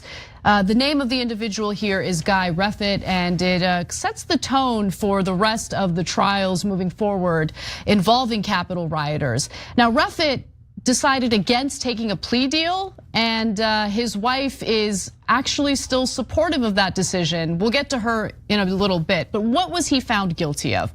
Well, apparently he is not one of the individuals who managed to storm inside the Capitol. However, this Texas man and also member of the 3 Percenters was a supporter of Donald Trump, of course, and he did go to the Capitol on January 6th. He was charged with 5 counts, all of which he was found guilty of, including wanting to obstruct a congressional certification of the 2020 presidential election. Of course, that was the whole point of these riots. Transporting guns to DC, carrying a Smith & Wesson handgun onto the restricted grounds of the Capitol, interfering with Capitol Police, protecting the Upper West terrace of the Capitol, and also obstructing justice by threatening his son and daughter when he returned to Texas. By the way, his own son testified against him in this trial, and it is it's really depressing. Like reading the details of the story, it's depressing. This is a guy who clearly, committed the crimes that he has now been convicted of. He is not a good person, but the damage that's done to his family, to his children, it really is heartbreaking. Refit has not been sentenced yet. He will be sentenced on June 8th. The maximum sentence, by the way, for the most severe of his charges, which again, he's been convicted of, obstruction of Congress, carries 20 years, a potential 20 years behind bars. So he is very likely to spend quite a bit of time behind bars. And the week-long trial ended with the jury deliberating for just 4 hours before finding him guilty of all charges. I have more details, but before we get to that, Cenk. Yeah, now remember, there's someone who already made a plea deal with the prosecutors. And he looks like he's going to get about 7 years for some serious sedition charges. So this is as serious as it gets. I mean, they're not going for just trespassing and assault. They're talking about trying to overthrow the government. That is a hell of a crime, right? And so in this case, let me give you some of his quotes. Refit said, I'm taking the Capitol with everyone else. I think we have the numbers to make it happen. So he was literally trying to take the building. And now, look, guys, was it gonna work? Could they hold the building? And then they're now the official government? No, of course not, that's absurd, right? But that doesn't mean they weren't trying to do it. They have said on tape that that's what they were trying to do. The fact that they're unintelligent doesn't excuse their criminal behavior, right? And by the way, not so unintelligent, could it have worked? Well, how would it have worked? Remember, at the same time, there's a second branch of radicals named Steve Bannon, Peter Navarro, and Donald Trump, and they hatched a plan to institute fake electors instead of the real electors from the swing states that Biden won. So as those guys are holding the building, the idea was Pence never got to certify the election, because remember, they were chanting "Hang Mike Pence" as they were walking in. Trump riled them up to do that. So you go murder the vice president, he can't certify the election. You have the building, you put in the fake electors, then actually you could do a coup, as long as that fake elector scheme worked. So they were really trying to overthrow the United States government. And this was the dream of these militias for all of this time. And then you put in a white supremacist government that says, no, we're not doing democracy anymore, it's martial law, and white people are in charge, and that's it, period. And everybody else is gonna go back to being oppressed. Here's something else he said. Refit later told fellow, I'm quoting Washington Post here, told fellow 3%ers in a Zoom call played in court that police, quote, stopped me but fired up the crowd. They couldn't be stopped after that. We all had weapons but never fired a single round. So he's bragging about having weapons. He led the charge. That's what prosecutors said and convicted him on, okay? And he broke through the police lines, even though he didn't make it at that moment. That energized everyone to push through those barricades and actually make it into the building. And the person who admits that is Guy Refit himself. So they had him completely on all of the evidence. So he has been behind bars since January of 2021. His own son, Jackson Refit, turned him in and did talk about his father's involvement in the 3%ers. So I do want to go to his wife, right? Because this might send a message to the rest of the rioters who are facing trial. And many of them have been charged, some with far more serious charges than others. However, he refused to take a plea deal, as I mentioned, and it did not work out for him. He has been convicted of all 5 counts. And he is very likely to spend quite a bit of time in prison as a result of these convictions and as a result of him refusing to take a plea deal. Does his wife regret this decision? The answer is no. Nicole Refit told reporters outside of the courthouse after the jury had convicted him that the fight's just begun. So she remains undeterred, okay, which is pretty terrifying, and encouraged other January 6 defendants to follow her husband's choice to not go to trial and not take plea deals from the government. She says, and I quote, "Do not take a plea deal. They want us to take a plea. They are making a point out of Guy, and that is to intimidate the other members of the 1-6ers, and we will fight together." So she's giving people, I think, pretty bad legal advice, but good. I mean, if they want to take that advice, have at it. But to me, the thing that really stands out is the lack of remorse, how unapologetic she is, how she continues to support what her husband did. Her husband threatened to kill his own children, shoot his own children. I mean, these people are so incredibly brainwashed, and like they genuinely think that they're doing something to protect American democracy, even as they're trying to overturn the results of a legitimate election. Right, I'm gonna give you the last couple of things here because they were armed and dangerous. So they had a cache of weapons in a hotel room that they were going to go and access. And he had brought an AR-15 style rifle, a semi-automatic handgun, helmet, body armor, radio, flex cuffs, etc. Speaking of the cuffs, co-conspirator is Rocky Hardy, and Hardy testified that Reffitt gave him zip ties and told him they were, quote, in case we need to detain anybody. So they were planning to take hostages, including some of the top politicians in the country. Hardy was also part of the Texas 3 Percenters. He also went to the Capitol.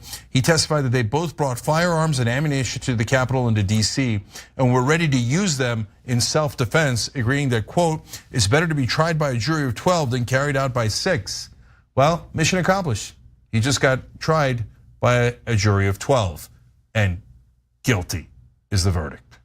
And just to give you the context in which he threatened to murder his own children, it was when he suspected that his own children might turn him in to the FBI, and he essentially threatened to shoot and kill them if they did that. Yeah, because these are the guys who claim to be moral. The right wing my whole life has claimed to be moral, when in reality, they're the most immoral people I have ever met. Who would threaten to murder their own kids so that they could kill politicians? He said, and I quote, traitors get shot. Okay, sick person. I'm thrilled that he's behind bars. And now they should get the real co-conspirators. That's Steve Bannon and Peter Navarro, who brag about it on the radio, who wrote a book about it, how they were planning to destroy our democracy. Don't just get a bunch of militia guys and think you did your job. Yes, I'm thrilled about this. That's good. But go get the top honchos. But when it comes to the elites, man, prosecutors get scared. Oh my God, if we charge Steve Bannon, then Fox News would be mad at us. And they'd call him a martyr and they'd make up conspiracies about the deep state. Well, he's the one who was bragging about how they were gonna overturn the election. So go get the guys who actually planned it. So these were the foot soldiers. Bannon and Navarro were the generals, and they should definitely be arrested. Otherwise, the rule of law doesn't mean anything. And last thing is on politics. Democrats, I know they focus on January 6th. I know they're trying to do it in their own ways, but put it on the entire Republican Party. They encourage this. Instead, they're always like, I mean, not the whole Republicans. I just, these little, but it's the militia. And if they're afraid of the tables being turned. I think that's really what it is. I think that members of Congress, Democratic members of Congress, never ever want to hold Republican criminality accountable. Because who knows, they might be concerned about their own criminality. I don't know. It's especially true when it comes to potential financial crimes. No, they have a much bigger allegiance to fellow elites. That's why it's easy to get the militia guys, because they're not in the elites, right? But they have much more kinship with elites like Steve Bannon and Peter Navarro. They think there, but for the grace of God go I. If I put them in jail for breaking the law, what if they put me in jail? Whoa, no. Nobody ever touches the elites, right? And so that's why the real criminals that tried to do a coup in America will probably get away with it. All right, we're gonna take a break. When we come back, there is a massive teacher strike in Minnesota. We'll give you the details on that. And later in the show, we'll talk about how some lawmakers are pushing to jail librarians if they have books in their libraries that they don't like. I'm sure Glenn Greenwald is all over this story as a free speech warrior. We'll be right back.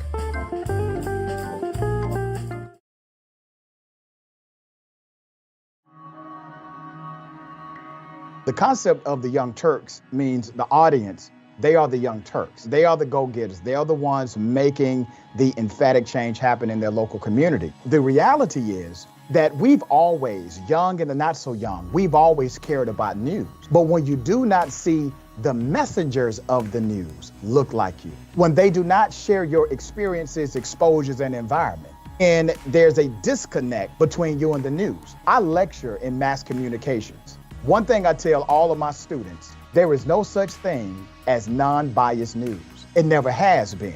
Non-biased news has always been an illusion. Let's go back to the 60s and 70s, where people would say that was the purity of non-biased news. News has a segment. That segment has a time. That time, you must do your story and be finished. That means the producer, the writer, the orator has to take out what they don't think is important and only leave in what they believe is important. They have a limited time to tell the story. They do not have time to tell everybody's version or everybody's side. And they get to choose the facts that they bring to you, as well as the nuance, which really is a word for opinion, that they bring to you, the context they bring to you. So we've always had a level of bias in news. Here's the issue. The issue is to not deceive individuals as if you don't have some level of opinion with your news commentary. And that's what TYT has never done. They've always been authentic in their approach to progressive ideology and their news analysis and political breakdown. And I think that's how you actually win the heart and soul of individuals who are consuming information from you, because now they see themselves in you.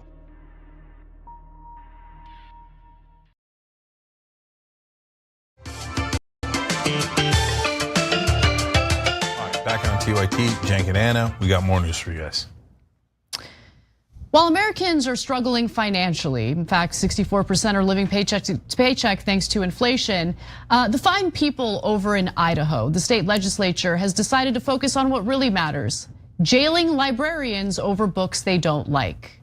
There you have it. The so-called free speech right has decided to target librarians, again, over books they don't like. So this has to do with a trend we're seeing across the country. But let's focus on what this particular legislation would do. Following a long debate, the Idaho House voted 51-14 to pass House Bill 666. If passed into law, the bill would remove an exemption that protects libraries, schools, museums, colleges, and universities and their employees for disseminating material that is harmful to minors. So if they're found to be violating this law, they could have to spend time in prison or even pay a $1,000 fine. The Idaho law explicitly defines as harmful to minors various acts, including masturbation. Let's just stop telling people not to masturbate. Like, it's so creepy. It's the creepiest thing in the world. It's the creepiest thing in the world that like anyone thinks about anyone else masturbating, unless it's your partner or spouse and it gets you like hot and bothered, okay? Stop thinking about other people masturbating. Stop trying to police it. Stop trying to stop education about it. It's so weird and creepy, the right wing doesn't even realize how weird and creepy they are. Yeah, so if they have a book that mentions it, these creeps come in and then go, you're encouraging teenagers to masturbate because they need so much encouragement. Like they couldn't figure it out on their own. No, it's amazing. It's never happened. So they're like, they weren't gonna do it, but then you had that book in the library. And so they went to the library, found the book, and that's what encouraged them to do it. So I'm gonna put you in prison. Let me make this very clear to right-wingers, especially right-wingers who push for stuff like this. As an adult, it is very weird and very creepy that you spend any time concerning yourself about the masturbation habits of teenagers. Find a hobby, and more importantly, stop putting this out in the world. It weirds me out. The fact they don't see it is crazy. But no, they're perverts. That's why it's a weird, perverted thing that they're obsessed with. Yeah, since the right wing are perverts, they project that onto the left wing, and they're like, oh, I assume you guys are thinking the same dirty thoughts I am about kids, so I've got to stop you guys from thinking that. No, dude, you are. And so, and of course, now the free speech issue. Dave Rubin wrote a book called Don't Burn This Book. No one cared to burn your book, bitch. Yeah, no one bothered because no one bought it. But But now, all those free speech advocates, Dave Rubin, Glenn Greenwald, Ben Shapiro, all those guys, are they going nuts over this? No. They're trying to ban books, man. Cancel culture. There goes freedom of speech. No, they want to punish librarians. Punish librarians. If the libraries have books they don't like. Let me finish that graphic, by the way. However, the Idaho law also states the law doesn't apply to any matter which, when considered as a whole and in context in which it is used, possesses serious literary, artistic, political, or scientific value for minors, according to prevailing standards in the adult community with respect to what is suitable for minors. So basically what they want to do with this legislation is essentially like do away with those exceptions, right? They're like, no, even if it has these values, and even if there's a point to covering something or writing about something having to do with masturbation or other things we don't like, purportedly don't like, don't buy it. We want to ensure that there's no like protected employees here, right? So librarians could face penalties as a result of having or distributing this material. So the reason the exception exists in the first place is they have the rule already. It's a misdemeanor to give this kind of material to a minor, but they make an exception because if you're in health class and they're teaching sex education, you don't want the teacher arrested, or there's a literary book that has a mild sexual reference. You don't want the English teacher or the librarian arrested. And in this case, they're taking away that protection, and they would literally imprison librarians, who of course are the real scourge in this country. They're causing all the real problems. I mean, we got to get those librarians, right? Yeah. It's not the political donor class, it's not the bankers, it's not the oil companies, it's not the defense contractors. The real problem in America, according to the right wing, is the librarians. It's insane. They're a joke. They're a national embarrassment. So backers of this legislation, remember we talked about how creepy they are. It's about to get creepier, okay? Backers of this legislation distributed material they said came from public libraries to House members in the state of Idaho, right? They described the material as being in a super secret folder. I bet it is. Who's keeping the super secret folder? Who is it? Name them. Not considered suitable for viewing on the House floor. Well, they're passing that super secret folder around. These perverts, they found a normal book. As it was passed from one member of the House to the next. All right, sorry, I apologize. Too far? How creepy is this though? I'm the one who's going too far? They're like bragging about their super secret folder of like sexy material. And they're like, oh, this is so wrong. They're like, oh, no, it's super secret. So wrong, super secret. So wrong. Okay, I'll bring this back to you. By the way, I need those papers. Okay, and by the way, and they're like, hey, I got a super secret folder from a naughty librarian. Yeah, I know, guys. You're concerned about people getting too sexual. I hear you. Yeah. So, and then of course there are super dramatic Republicans who are like, this is what they do, right? The manufactured culture wars. Like this is all they have. It's their bread and butter. They never want to address issues that actually impact the lives of their constituents. They just manufacture problems that don't exist. So one Republican representative, Bruce Skog, says this: I would rather my 6-year-old grandson start smoking cigarettes tomorrow than get a view of this stuff one time at the public library. There's something wrong with you, dude. Look, so I have kids, and so for example, one of the things they're mental about, these right wingers in Idaho, is, oh my God, don't let them know that there's gay people in the world.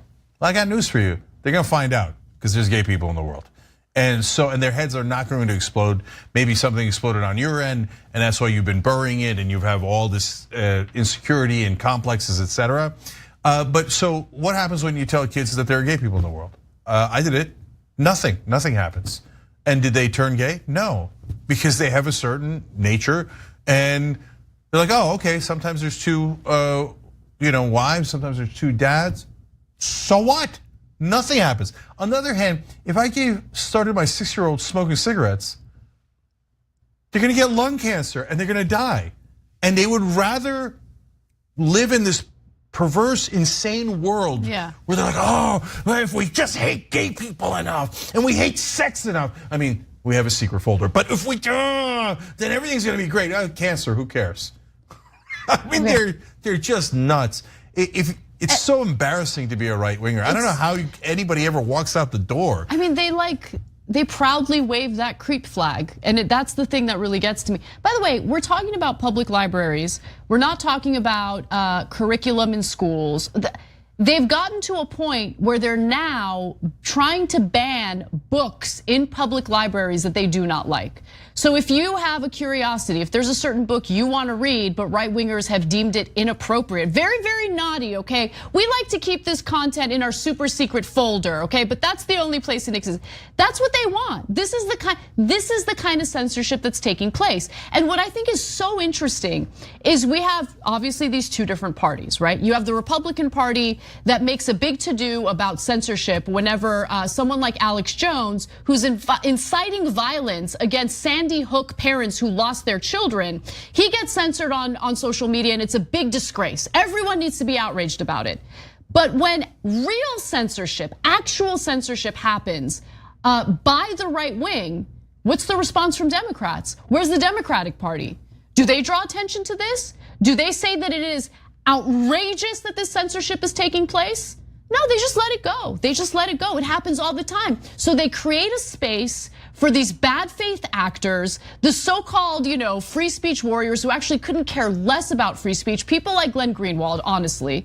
They create that space for them to pretend like they care about freedom of expression, freedom of speech, when in reality, they're always quiet on this kind of censorship. When the right wing does it, it's totally fine because my daddy, Peter Thiel, says it's totally fine. Let's keep it real, all right? He's making quite a bit of money working for companies that are funded by Peter Thiel. So all of a sudden it's totally okay to be supportive of right-wing censorship.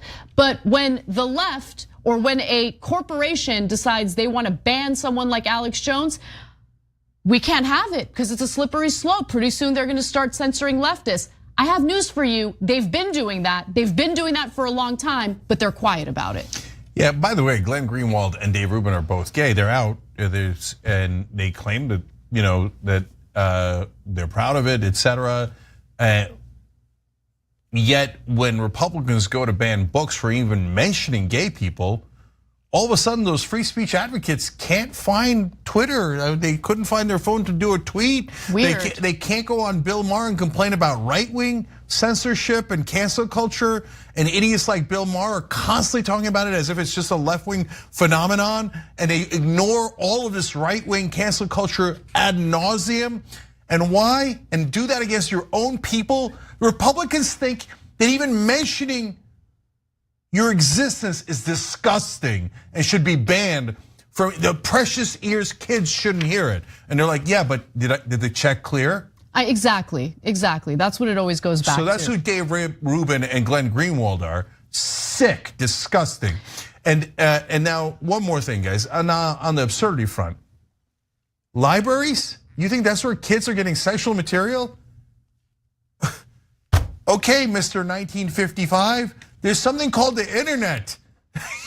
Like the kids were making a beehive to the library to find sexual material. We couldn't get them to go to the library if our lives depended on it, okay? Yeah. You know why? Because they're on the internet, you idiots. You think that the internet can be contained? That they're not gonna get sexual material there, and that what's really corrupting them is those naughty, naughty librarians? No, you don't. I mean, there is this prevalence of children going to the library looking for pornographic material. I mean, come on. All right, one final thing. I think this quote from Huda Shaltri is important. She's a librarian. She attended the hearing for this legislation, and she said this: I would just like to point out that this bill is not to get books out of the library. This bill is to criminalize library workers. We are not talking about censorship and removing these books. We are talking about criminalizing library workers if minors get these books. And so what'll happen is librarians, as one of the writers pointed out, not a notoriously risk-taking group, right? So will be conservative, not in politics, but in nature. And understandably so. Why? They're just a librarian. It's not like it's like the world's highest paying job or anything like that. And all of a sudden they're gonna risk imprisonment? I don't get what they're gonna take away almost all of those books. Any book that has the word sex in it in any way, shape, or form, they're gonna do a purge of the books at the library, and the right wing's gonna celebrate as they complain about cancel culture. All right, let's get to this teacher strike story. It's important, and as it develops, we'll give you more information about it.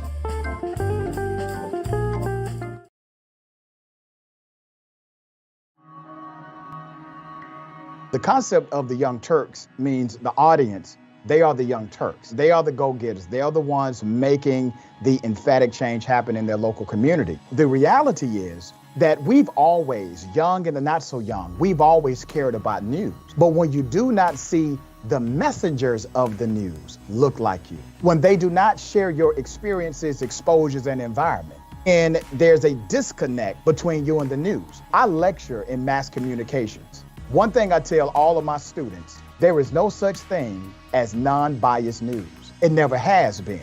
Non-biased news has always been an illusion. Let's go back to the 60s and 70s, where people would say that was the purity of non-biased news. News has a segment. That segment has a time. That time, you must do your story and be finished. That means the producer, the writer, the orator has to take out what they don't think is important and only leave in what they believe is important. They have a limited time to tell the story. They do not have time to tell everybody's version or everybody's side. And they get to choose the facts that they bring to you, as well as the nuance, which really is a word for opinion, that they bring to you, the context they bring to you. So we've always had a level of bias in news. Here's the issue. The issue is to not deceive individuals as if you don't have some level of opinion with your news commentary. And that's what TYT has never done. They've always been authentic in their approach to progressive ideology and their news analysis and political breakdown. And I think that's how you actually win the heart and soul of individuals who are consuming information from you, because now they see themselves in you.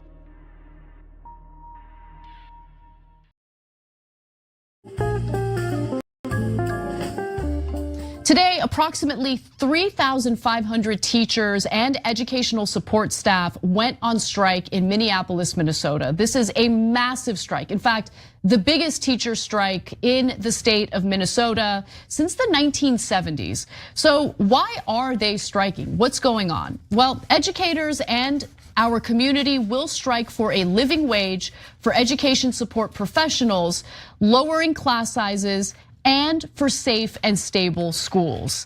Just to give you a sense of, first of all, the solidarity here is incredible, right? Because the teachers are striking, of course, for better working conditions and all of that, but they also want to show solidarity for support staff, which is severely underpaid.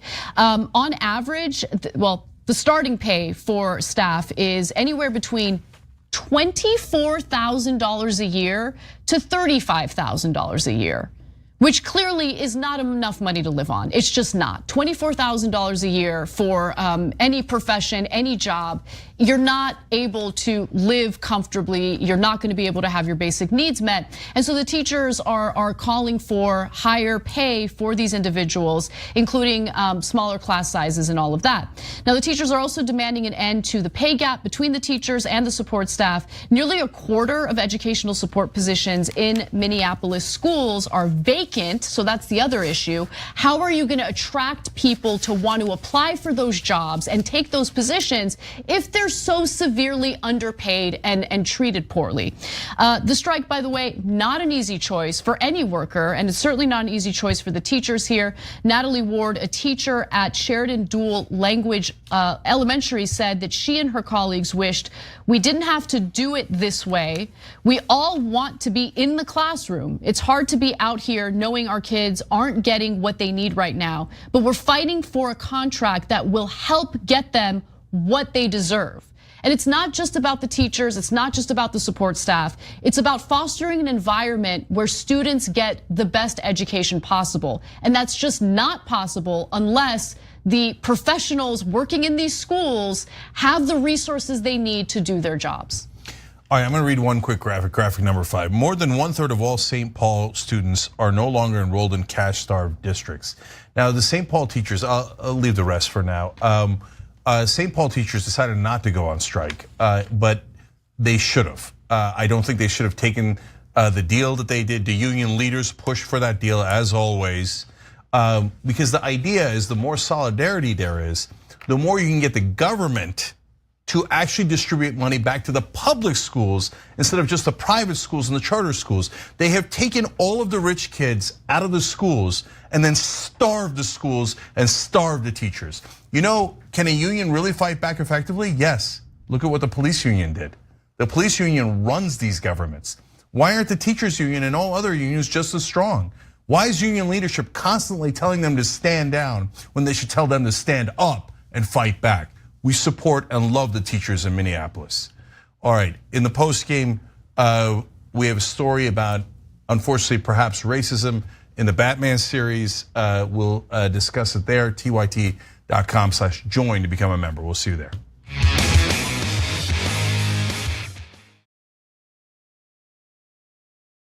You know, old school to me from Jank. It'll just be me, you, Jesus, Ben, and maybe Michael. And we're like, okay, cool. I can do that every week. As you can see, me, Jesus, Ben.